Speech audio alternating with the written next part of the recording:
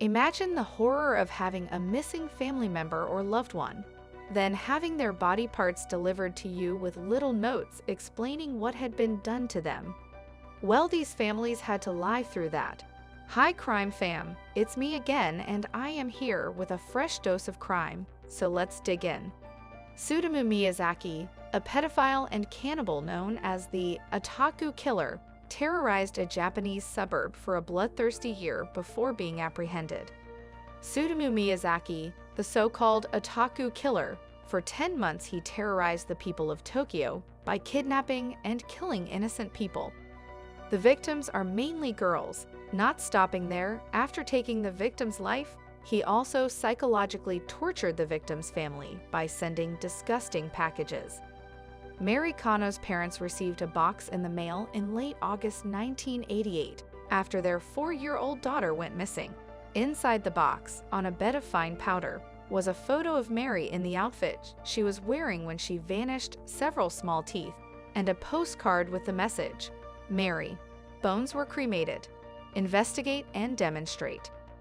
This horrifying box of clues was one of several that tortured families in Tokyo, Japan would receive as they looked for their missing children. These girls, however, would never return home because they had become victims of the twisted mind of Tsutomu Miyazaki, the otaku murderer. Miyazaki was a meek and quiet child who grew up to become one of Japan's most sadistic killers.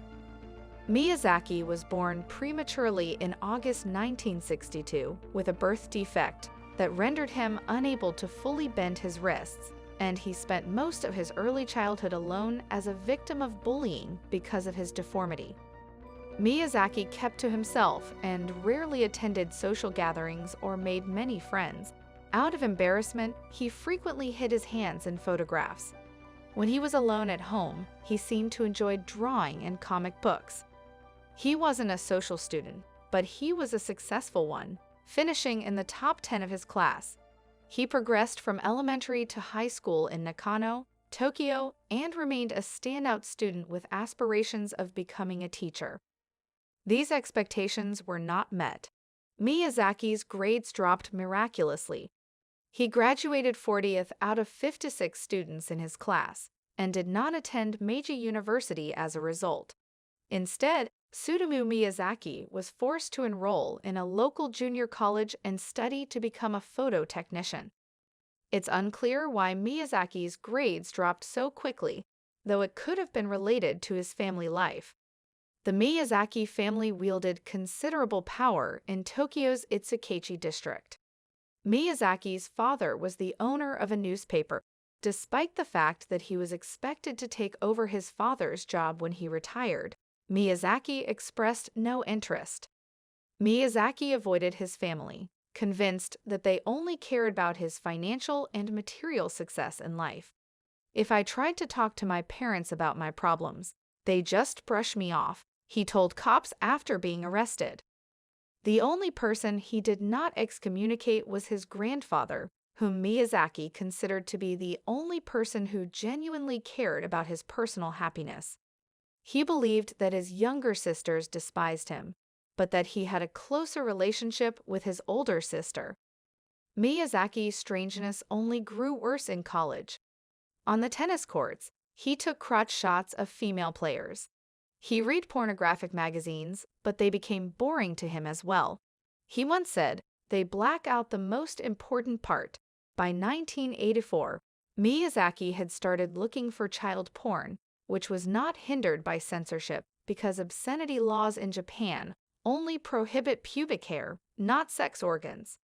Miyazaki lived with his parents and sisters, but he spent the majority of his time with his grandfather. Though he remembered contemplating suicide during this time, he also remembered his grandfather assisting him.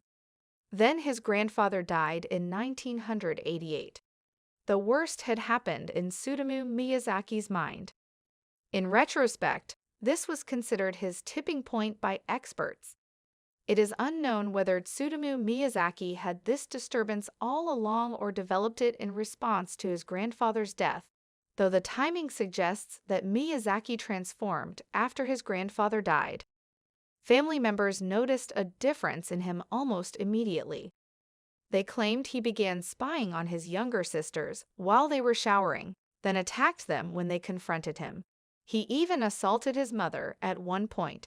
Miyazaki admitted that after his grandfather was cremated, he ate some of his grandfather's ashes to feel close to him while distanced himself from his family. I felt completely alone, Miyazaki said after his arrest, and seeing a little girl playing on her own was almost like seeing myself. The worst wasn't over yet. Tsutomu Miyazaki kidnapped Mary Kano, a 4-year-old girl, in August 1988, just one day after his 26th birthday. Tsutomu Miyazaki claims he simply approached her outside, led her back to his car, and drove away. He drove her to a wooded area west of Tokyo and parked the car under a bridge where passers-by couldn't see it. The two sat in the car for half an hour. The young girl was then murdered, stripped naked, and raped by Miyazaki. He undressed her carefully, left her naked body in the woods, and returned home with her clothes. He let the body decompose in the woods for several weeks, checking on it on a regular basis. He eventually took her hands and feet and stored them in his closet. Miyazaki then dialed her family's number. He breathed heavily into the phone and didn't say anything else. He called until he got a response if the family didn't answer. He also sent the family the aforementioned box of evidence with the ominous note in the weeks following the young girl's disappearance. Miyazaki kidnapped a second young girl in October 1988. Masami Yoshizawa, a 7-year-old boy who Miyazaki saw walking home along the road, was his second victim. He offered her a ride, then drove her to a secluded wood and murdered her, just as he had Mary Kano. He sexually assaulted the corpse once more and left it naked in the woods, while taking the victim's clothing with him. Panic had set in among the parents of young girls in Saitama Prefecture by this point. The kidnapper and potential serial killer was dubbed the Otaku Killer or Otaku Murderer, and his crimes were dubbed the Little Girl Murders. Within the next 8 months, the murderer would escalate as 2 more children, both young girls, went missing in the same manner. Erika Namba, 4 years old, was abducted while walking home along the road, just like Yoshizawa. Miyazaki, on the other hand, forced her into the car and forced her to remove her own clothes in the back seat. Miyazaki photographed her, murdered her, and then bound her hands and feet, departing from his usual method. Rather than leaving her body at the crime scene, he placed her in the trunk of his car, wrapped in a bedsheet.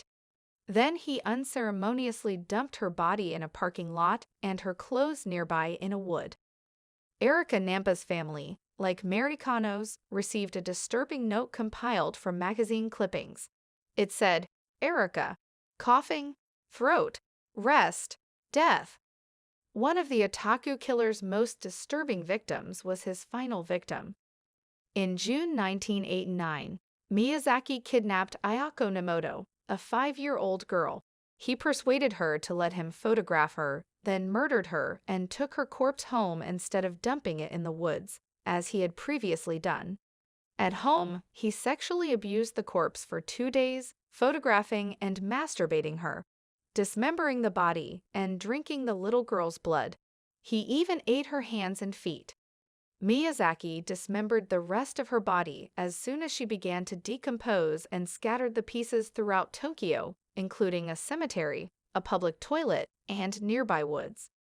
However, he became concerned that the police would discover the parts in the cemetery, so he returned 2 weeks later to retrieve them. After that, he kept the dismembered body in his closet at home. Kano's remains were identified by police from the box he had sent her parents. Tsutomu Miyazaki sat in on the police announcement and sent the parents a confession letter in which he described Kano's 4-year-old body in decomposition. "Before I knew it, the child's corpse had gone rigid.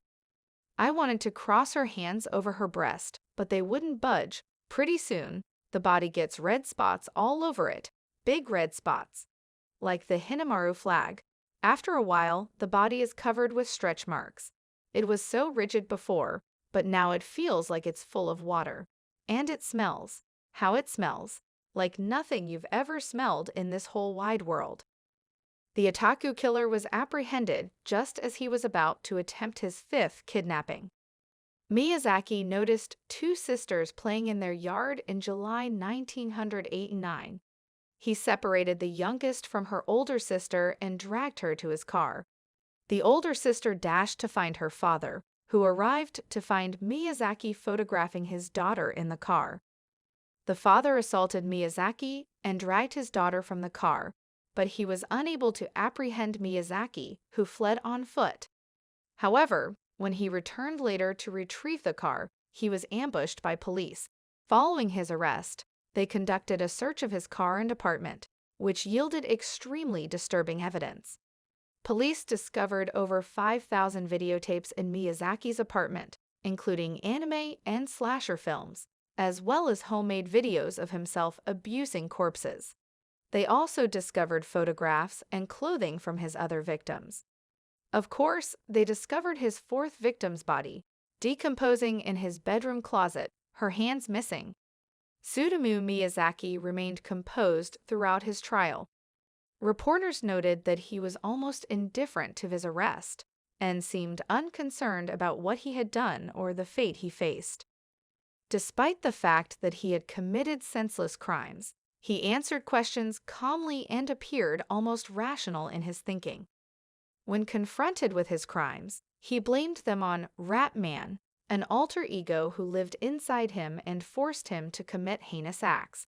Psychoanalysts who examined him during the trial identified his lack of connection with his parents as an early indicator of his disorder. They also noted that, because he had lost contact with his family, he had turned to a fantasy world for solace, including manga and slasher films. In the meantime, his parents publicly disowned him, and his father refused to pay his son's legal fees. He later committed suicide in 1994.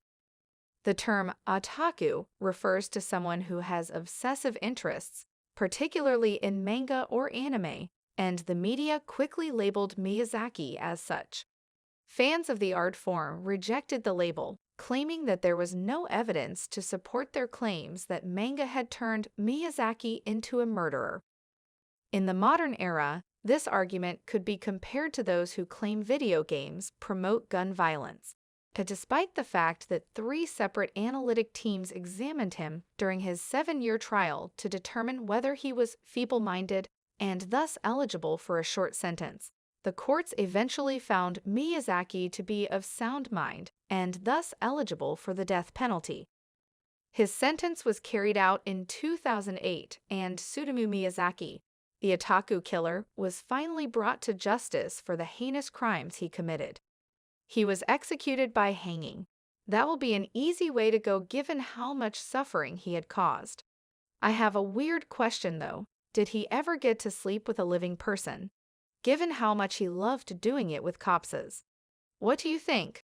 Let me know your thoughts in the comments. Don't forget to drop a like and see you tomorrow.